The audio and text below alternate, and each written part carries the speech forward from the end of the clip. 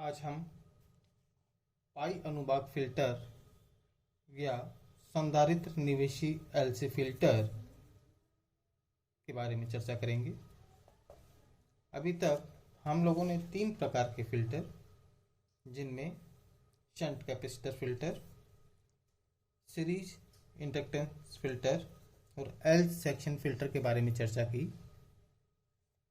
पाई section filter जो है ये इन 3 फिल्टर्स की अपेक्षा अधिक मॉडिफाइड है और हम इस फिल्टर के द्वारा अधिक मात्रा में डीसी वोल्टता को लोड के सिरों पर प्राप्त कर सकते हैं। आइए पाई सेक्शन फिल्टर को हम इस प्रकार से समझ सकते हैं कि पाई सेक्शन फिल्टर 2 प्रकार के फिल्टर से मिलकर के बना हुआ है। पहला शंट कैपेसिटर फिल्टर, दूसरा एल सेक्शन फिल्टर। इस फिगर में आप ये देख रहे हैं कि ये वाला जो पोर्शन है मेरे पास में, जिसमें C1, C2 संधारित्र और L पे रक्त कुंडली लगी हुई है, ये तीनों मिलकर के इस कॉम्बिनेशन को हम पाई सेक्शन फिल्टर कहते हैं। इसमें capacitor C1 shunt capacitor filter की भांति कार्य करता है, जबकि L और C2 ये कॉम्बिनेशन मिलकर के L सेक्शन फिल्टर की भांति कार्य करते हैं। कैपेसिटर C1 जो कि शंट कैपेसिटर फिल्टर की भांति कार्य कर रहा है, हाफ वेव रेक्टिफायर या फुल वेव रेक्टिफायर से प्राप्त जो हमें आउटपुट होता है, उस आउटपुट को हम स्पंदमान वोल्टता के रूप में परिभाषित करते हैं।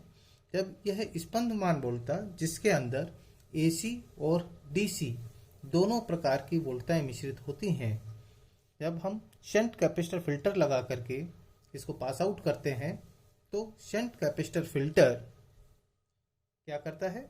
शंट कैपेसिटर फिल्टर एक छलनी की भांति कार्य करेगा और जो हमारे पास में P पॉइंट के ऊपर जो स्पंदमान वोल्टता प्राप्त हुई है, जिसके अंदर DC और AC पार्ट दोनों मिक्सचर हैं, उसमें से AC पार्ट को ये अपने अंदर से बाईपास कर देता है, जिसके फलस्वरूप इस पॉइंट पर हमें जो स्पंदमान वोल्टता प्राप्त होती है, उसमें P बिंदु की अपेक्षा अधिक DC पार्ट और कम मात्रा में AC पार्ट प्राप्त होता है।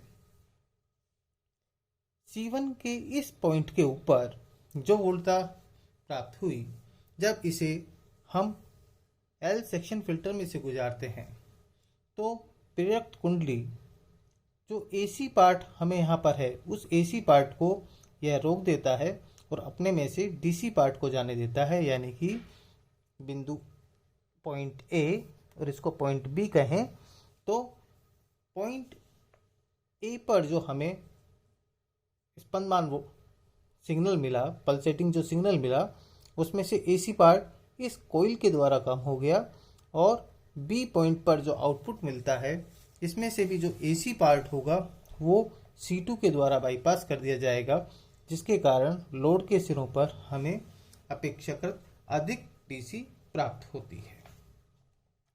आइए अब हम इसका मैथमेटिकल डेरिवेशन देखते हैं।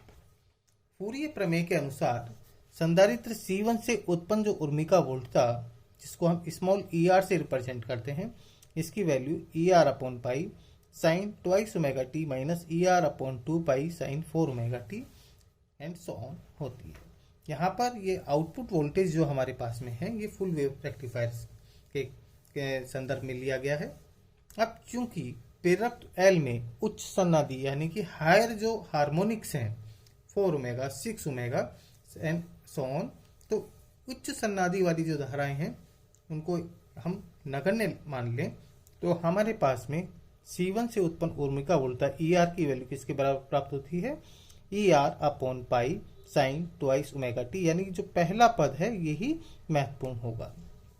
ये ER जो स्मॉल ER उर्मिका वोल्टता है, ये बिंदु A पर होगी। अब चूंकि संधारित्र C2 की जो प्रतिबाधा है, जिसको कि हम 1 अपॉन ट्वाइस ओमेगा C2 कहते हैं, यहाँ ट्वाइस ओमेगा C2 क्यों है? क्योंकि जो हमारे पास में हार्मोनिक फर्स्ट हार्मोनिक जो इंपॉर्टेंट हार्मोनिक है उसकी फ्रीक्वेंसी ओमेगा के स्थान पर कितनी है, ट्वाइस ओमेगा है। तो यहाँ पर प्रतिबाधा भी क्या होगी, 1/2 ओमेगा C2 होगी। तो संधारित्र C2 की जो प्रतिबाधा है लोड प्रतिरोध RL की तुलना में अत्यल्प होने के कारण क्या होगा कि जो AC पार्ट है वो C2 में से बाईपास हो जाएगा। इसके कारण जो हमारे पास में AC करंट की वैल्यू होगी वो इस क्या होगी, ER/2 omega L minus 1/2 omega C2। और इस AC करंट या उर्मिका धारा का रूट मीन स्क्वायर मान, वर्ग माध्य मूल मान किसके बराबर होगा, I'(RMS) के बराबर। और इसको हम कैलकुलेट कर सकते हैं एवरेज ऑफ I² और उसका स्क्वायर रूट आपको एक साइकिल के लिए निकालना है। अब इसको कैलकुलेट करने के लिए आप ER की वैल्यू यहाँ से सब्स्टिट्यूट कर दें और सब्स्टिट्यूट करने पर साइन ट्वाइस ओमेगा टी का जब इस एवरेज निकाल, sine square twice omega T का एवरेज निकालेंगे वो 1/√2 वैल्यू आएगी। तो ये वैल्यू हमारे पास में आती है twice ER omega C2 upon √2 पाई 4 ओमेगा स्क्वायर LC2 - 1। तो इस उर्मिका धारा के कारण संधारित्र C2 के सिरों के मध्य उर्मिका वोल्टता की मान कितना होगा, वो होगा I'(RMS) इंटू C2 की प्रतिबाधा XC2। तो XC2 की वैल्यू यहाँ सब्स्टिट्यूट कर दें 1 और इस वैल्यू को 1/2 ओमेगा C2 से मल्टीप्लाई कर दें तो ये वैल्यू हमारे पास में प्राप्त होती है EAC = ER/√2 पाई 4 ओमेगा स्क्वायर LC2 - 1। लेकिन शंट कैपेसिटर फिल्टर से हम लोग ये जानते हैं, जब शंट कैपेसिटर फिल्टर वाला जब हमने टॉपिक पढ़ा था तो उसमें ये देखा था कि जो सॉटूथ वेव हमारे पास में फूरियर सीरीज के दौरान प्राप्त होती है तो ER/2 की वैल्यू होती है EM पाई/2 ओमेगा RL C1 के बराबर। तो ऐसी स्थिति में EDC की वैल्यू किसके बराबर थी, EM माइनस ER/2 के बराबर।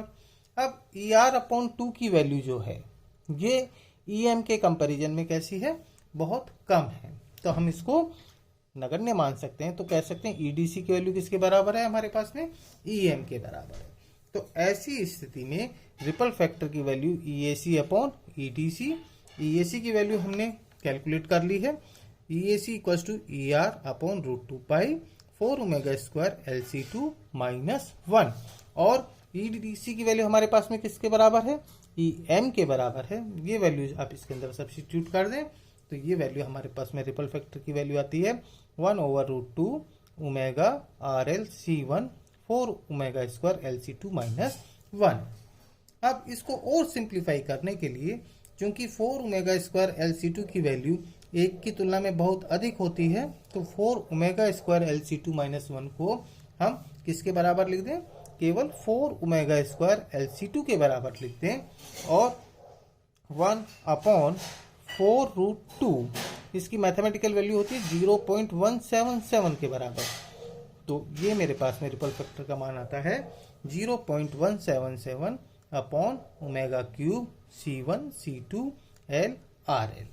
तो इस प्रकार से हम पाई सेक्शन फिल्टर के लिए रिपल फैक्टर की गणना कर सकते हैं।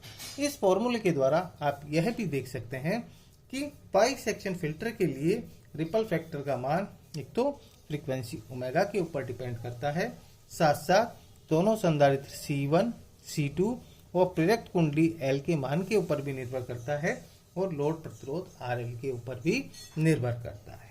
तो इस प्रकार से हम पाई सेक्शन फिल्टर के लिए रिपल फैक्टर की गणना कर सकते हैं। Thank you.